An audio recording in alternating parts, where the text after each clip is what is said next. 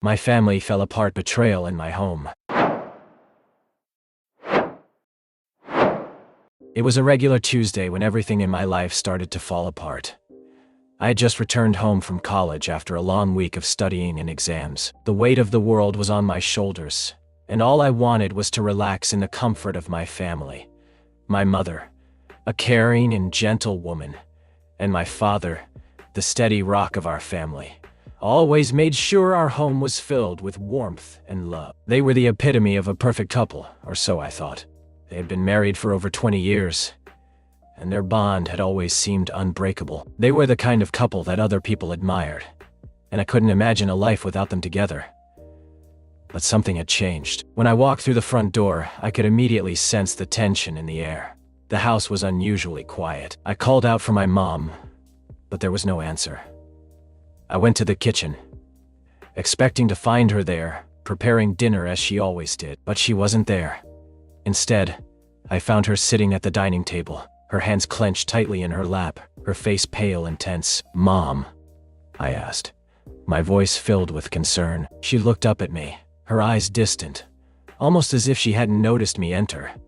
Her gaze lingered for a moment, and then she shook her head as if she were trying to shake off a bad memory. "Sit down, honey," she said softly, her voice barely above a whisper. "We need to talk." I froze. There was something in her tone that made my heart sink. I had never heard her sound like that before. Something was terribly wrong. I pulled out a chair and sat down across from her, my mind racing with all the possibilities. What could be so important that she would ask me to sit down like this? Was it something about school? A problem with my sister, Alina? My mind was spinning, but nothing prepared me for what she was about to say. "Your father, he's been seeing someone else," she said, her voice trembling. For a long time, the words hit me like a punch to the gut. My father, the man I had always looked up to, the man who had been my role model and hero. How could this be happening? It didn't make sense. "What?" I whispered, my voice barely audible. My mom's eyes welled up with tears, but she blinked them away quickly, as if trying to hold herself together. "I found out a few weeks ago," she continued. "I confronted him about it, and he admitted everything. He's been having an affair, and it's been going on for over a year now." I could feel my heart racing. My chest tightened and my thoughts were jumbled. This was a nightmare. I had always believed my parents had the kind of relationship people dream about. They were the perfect couple. They supported each other through thick and thin. How could this happen? "Who is she?" I asked, barely able to get the words out. I had to know. I needed to know who had destroyed the foundation of everything I had known. My mom's hands shook as she reached for a tissue to wipe her eyes. "Her name is Rachel. She works with your dad." I never thought it would come to this. I felt a wave of anger and confusion wash over me. Rachel. The name echoed in my mind, but it didn't seem real.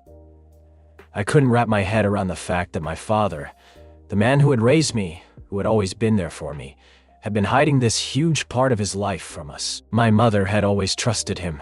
She had believed in their love. "How could he do this to you? To us?" I asked, my voice shaky with emotion. "How long has this been going on?" My mom took a deep breath and wiped her eyes again. "I don't know exactly, but when I confronted him, he admitted everything. He's sorry, but I don't know if I can forgive him." I sat in stunned silence, trying to process the information. My father had betrayed my mother. He had betrayed our family. How was I supposed to look at him the same way again? The man I had admired, the one I had trusted above all else, had broken the most sacred bond. Are you going to stay with him?" I asked, the question hanging in the air like a heavy weight. My mom took another deep breath. "I don't know. I'm not sure what to do. I don't know if I can live with this, but I also don't know if I can leave him." The uncertainty in her voice made my heart ache. I had always seen my parents as a unit, a team that could never be torn apart. And now, I was watching as that illusion crumbled before my eyes. Suddenly, the door creaked open and I heard footsteps. I turned to see my father standing in the doorway. His face was strained, and he looked as though he had aged 10 years in the past few days. "Can we please talk?" he asked, his voice hoarse. I looked at him, feeling a mix of anger and confusion. This was the man I had trusted my entire life, the man who had been a role model to me. And now, he was standing there, asking for my forgiveness after everything he had done. "I don't think there's anything left to say," I replied coldly. You've already said it all. My father's face fell, and for a moment, he looked like a broken man. I had never seen him like this before. I'm sorry, he said quietly. I know I've hurt you and your mother. I never meant for this to happen. I was weak. I made a mistake. A mistake. A mistake that had destroyed everything. I don't know if I can forgive you, I said, my voice trembling with emotion. How could you do this? He looked at me, his eyes filled with regret. I don't expect you to forgive me right now, but I need you to know that I love you both. I know I've ruined everything, but I want to fix it. I'll do whatever it takes. I wanted to scream at him. I wanted to yell that he had ruined our family, that he had betrayed us, but instead, I stayed silent, unable to find the words. My mom stood up from the table, her face pale and drawn. I think it's best if we all take some time apart, she said quietly. I need to think about everything. I need space. I looked at her, unsure of what to say. Part of me wanted to tell her to leave him, to never look back. But I knew it wasn't that simple. She was hurt, and I didn't know how to help her. Take your time, I said softly, but just know that we'll be here for you, no matter what. My father nodded, but there was no joy in the gesture. He had broken something that could never be fully repaired. As my father left the room, I sat there in silence, the weight of what had just happened pressing down on me. My family. The family I thought was unbreakable was now shattered, and I didn't know how to pick up the pieces. The next few days felt like I was walking through a haze. I couldn't escape the feeling that everything I had known was slipping through my fingers. The house was eerily quiet. My mother was distant, locked in her thoughts, while my father seemed like a shadow of the man I once admired. I didn't know where to place my anger. Part of me wanted to lash out at both of them, but I also knew that they were hurting in their own ways. I couldn't escape the feeling of betrayal. Everything I had believed about love, trust, and family felt like a lie. It wasn't just the betrayal that was suffocating, it was the silence. No one knew what to say, how to fix what had been broken. We used to talk about everything, and now the house was filled with unspoken words, heavy with the weight of secrets. The worst part was seeing my mother. She had always been so strong. She had always been the one who held our family together. But now, she looked lost. Her usual warmth was gone, replaced by a coldness I had never seen before. She spent most of her time in her room, the door locked, her face hidden behind the veil of her own pain. I couldn't blame her. I knew she was struggling to come to terms with what had happened, but I also knew that this wasn't just about her. It was about all of us. The longer we stayed in this silence, the further apart we drifted. The longer we let this go unspoken, the harder it would be to fix. I decided I couldn't sit back and do nothing. I needed to talk to my father. One evening, a week after the confrontation, I found myself standing at the bottom of the stairs, staring at my father's door. I had no idea what I was going to say. How could I talk to him after everything that had happened? I was angry, disappointed, and heartbroken. But I also knew that if we didn't talk, nothing would ever change. I knocked on his door, my hands shaking as I did. The door creaked open, and I was met with his tired eyes. He looked older than I remembered, his face etched with guilt and regret. His usual confidence was gone, replaced by a vulnerability that I wasn't used to. "Can we talk?" I asked, my voice barely above a whisper. He stepped aside, letting me into the room. It smelled faintly of his cologne, a scent I had always associated with comfort and familiarity. Now, it felt like a distant memory. "Sit down," he said quietly, gesturing to the chair by his desk. I sat, but I couldn't shake the feeling that everything in this room felt foreign. It wasn't just the physical space, it was him. He wasn't the same man I had known all my life. The man sitting in front of me now was broken. He was lost, just like I was. "I don't even know where to begin," he said, running a hand through his hair. "I've made so many mistakes, and I don't know how to fix them. I've ruined everything, and I don't know if I can ever make it right." I didn't answer him right away. What was there to say? The pain in his voice was clear, but it didn't change what had happened. It didn't take away the betrayal. He had crossed a line, and now everything was fractured beyond repair. Still, there was something in his eyes that made me want to listen. Maybe it was the desperation, the sense of regret that I hadn't seen before. "Do you even understand what you've done?" I asked, my voice shaky but firm. "You've hurt Mom. You've hurt us. And I don't know if you even realize the damage you've caused. I don't know if I can ever look at you the same way again." "I know," he whispered. "I know I've hurt you both, and I will spend the rest of my life regretting it.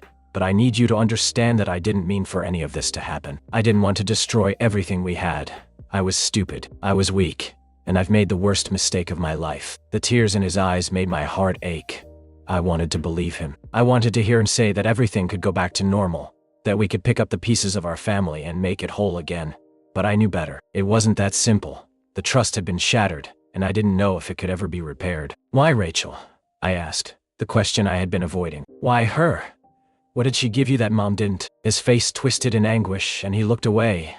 "It's not about what she gave me. It's complicated. It wasn't her, it was me. I was selfish, and I made a terrible mistake. Rachel wasn't the issue. I got lost in something I shouldn't have, and now I'm paying the price. Did you even think about Mom? About what you'd lose? About what this would do to all of us?" The words came out faster than I expected, the anger boiling to the surface. "How could you do this to her? To us?" "I didn't think," he said, his voice cracking. "I wasn't thinking at all. I wasn't thinking about you, or her, or the family. I was just selfish." I wanted to scream at him, to tell him that his apology wasn't enough, that nothing he said could undo what had been done. But I also knew that in some strange way, he was sorry. He had always been a man of integrity, and this was a failure on a scale I couldn't even comprehend. "I don't know if I can forgive you," I said, my voice barely a whisper. "I don't know if Mom can either."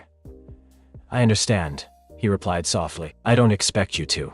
But I hope one day you'll see that I'm not the man I was. I can't take back what I've done, but I'll spend the rest of my life trying to make things right."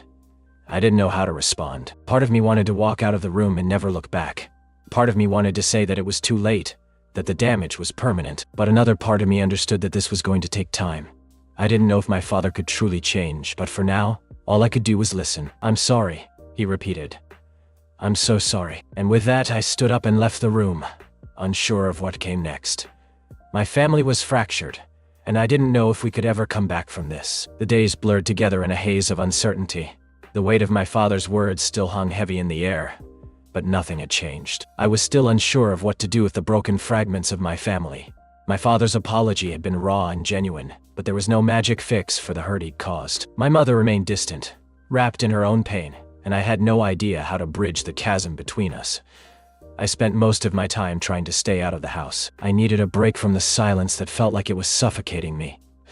School had become a sanctuary, not because it was a great escape, but because at least there, life moved forward. The routine of school, the mundane conversations with friends, these things provided the distraction I desperately needed.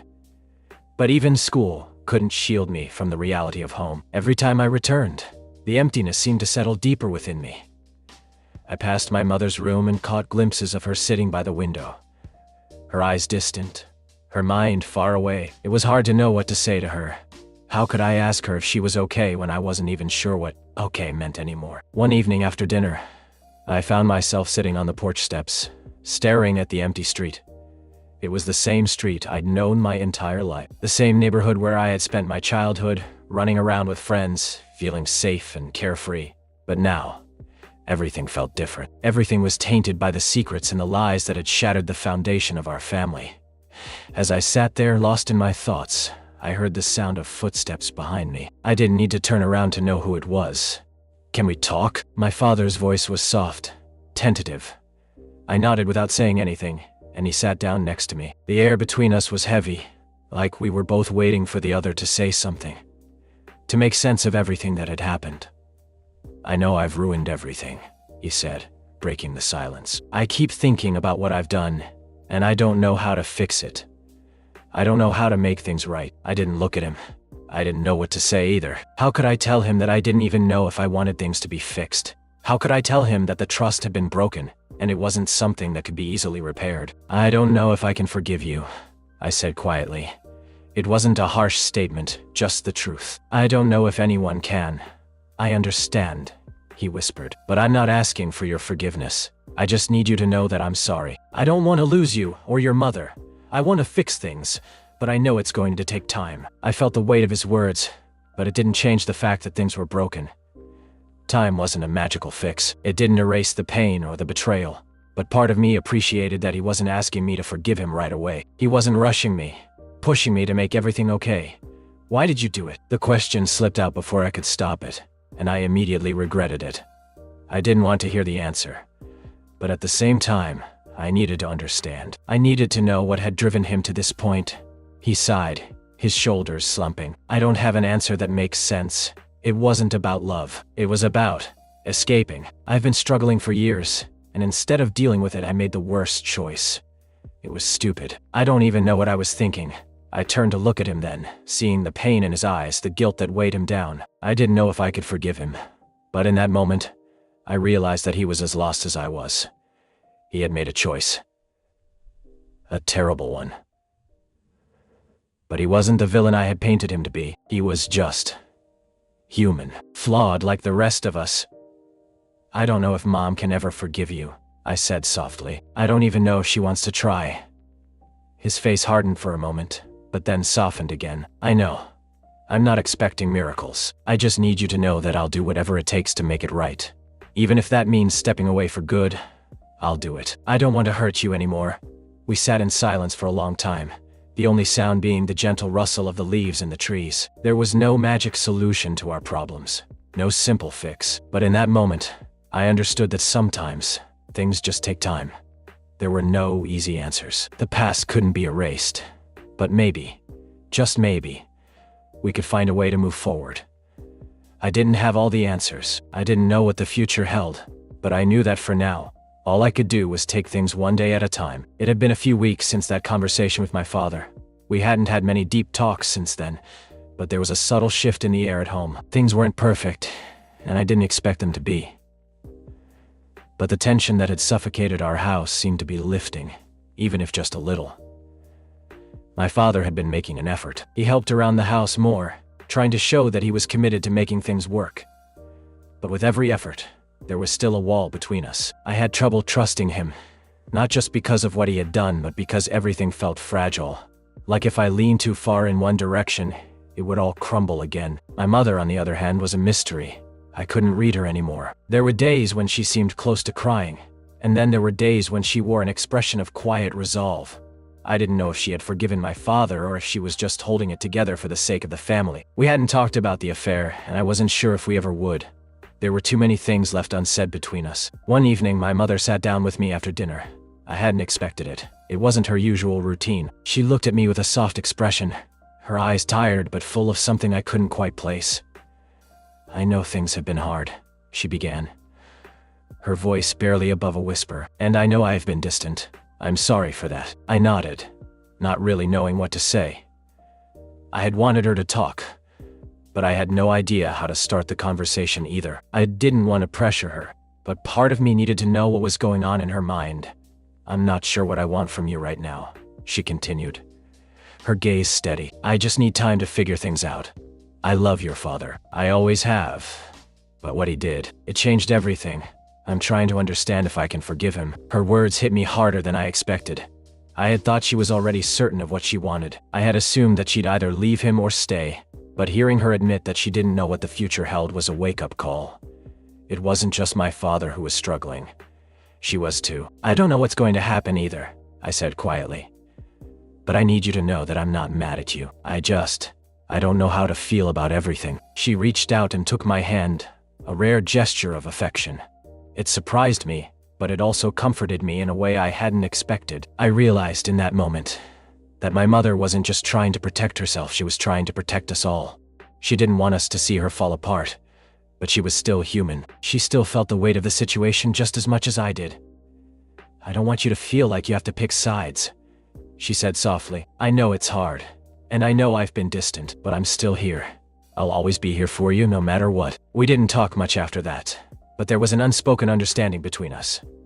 It wasn't an immediate fix, but it was a start, a small step forward. The following days felt like walking on eggshells. My father was doing his best, but I couldn't erase the past from my mind.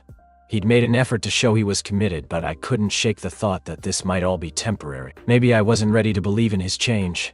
Maybe I wasn't ready to see him as someone I could trust again. But then something happened that I didn't expect. One Saturday morning, my father suggested we all go for a walk in the park. At first I hesitated. It felt so normal, like nothing had happened.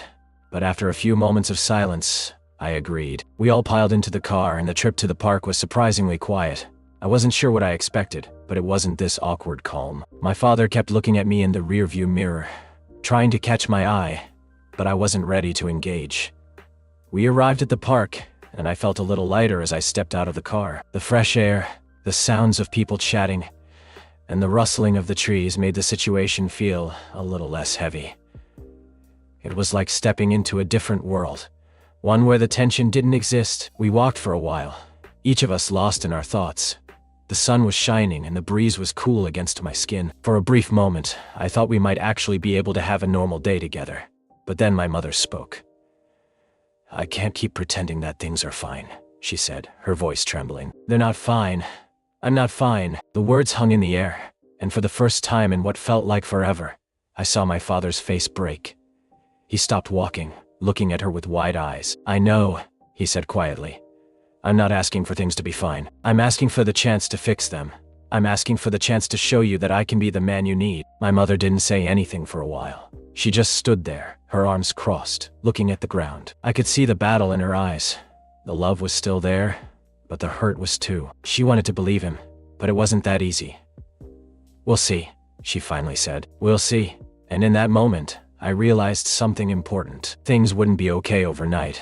We couldn't undo what had been done. But maybe, just maybe, there was a chance for us to rebuild. Maybe, with time, we could find our way back to each other. It was a fragile hope, but it was hope nonetheless. It's strange how time works in moments like these. One moment, everything is a mess of confusion and hurt. And then, almost imperceptibly, things begin to settle. There were still rough days. Still, I had moments of anger. Moments when I wanted to scream. Moments when I couldn't stand to look at my father. But as the weeks went by, I started to realize something. Healing doesn't come in a straight line. It doesn't happen just because we want it to. It happens in fits and starts, in small, quiet moments that you don't even realize are happening until you look back. My mother and father started to talk more. Not just about the past, but about the future. They began to go to therapy together, a step that, in the beginning, felt like a forced obligation. But slowly, I saw them trying to communicate. My mother started to smile again genuinely, not just in the way she had been smiling before, the kind of smile that covered up everything else. It wasn't perfect, but it was real. I didn't know what forgiveness meant for me, but I was starting to see it in their actions. It wasn't just about saying, "I forgive you." It was about the effort, the willingness to try. My father wasn't perfect. He still made mistakes and I still had doubts, but he was trying. And in his own way, that was enough. Maybe it wouldn't fix everything, but it was a start. I realized that I too needed to start my own healing process. For weeks, I had been angry at my father, at my mother for staying, at the world for throwing us into this mess. But anger had a way of holding me hostage. It didn't let me move forward. I wasn't ready to forgive yet, but I was beginning to let go of some of the bitterness I had been carrying. I wasn't sure if I'd ever truly forgive my father, but that didn't mean I had to carry around all that resentment. The first real breakthrough came one evening. It was just me, my mother, and my father sitting around the dinner table, eating a quiet meal. No grand gestures, no deep confessions, just a simple meal, together, for the first time in a long time. My father set down his fork and looked at both of us. "I don't expect things to be perfect. I don't expect you to forgive me right away, but I just want you to know that I'm going to keep working on being the person you deserve," he said, his voice thick with emotion. I glanced at my mother, who was looking at him with a mixture of sadness and something else I couldn't quite place, but she nodded. And in that moment, I realized something. This wasn't about forgetting what had happened. It was about finding a way forward. It was about accepting that we were all broken in some way, and we were all still worthy of love, even in our brokenness. "I believe you," my mother said quietly, her voice soft but steady. And I didn't say anything, but I nodded too. Not because everything was okay, but because for the first time in a while, I felt like we were on the same page. Maybe this wasn't the end of the road, but it was a beginning. It wasn't going to be easy, and there would be days when the wounds would feel fresh again, but I knew that we were learning to heal, bit by bit. The days that followed went without their challenges. There were moments when I couldn't stand the tension in the air, when I found myself still angry, still confused, but they became fewer and farther between. As we all worked toward rebuilding, I realized that forgiveness was more than just a choice, it was a process. It was a journey that required patience, time, and a lot of effort. And that's what we were doing, putting in the effort. One afternoon, as I was getting ready to leave for a friend's house, I saw my mother and father talking in the living room. They were both smiling, not the forced smiles but genuine ones. It was strange, almost surreal to see them like this again. It reminded me of the way they used to be before everything fell apart. It wasn't the perfect family I had dreamed of before all of this happened, but it was a family that was trying, and sometimes, that's enough. As I closed the door behind me, I took a deep breath. Things were far from perfect, but I had hope now. Hope that, one day, we might actually be okay. Maybe it wouldn't happen overnight. Maybe it wouldn't happen in the way I expected, but I had hope that we could build something new. Something better, from the broken pieces of what we used to be. And that was enough. If you like this video, please subscribe for more.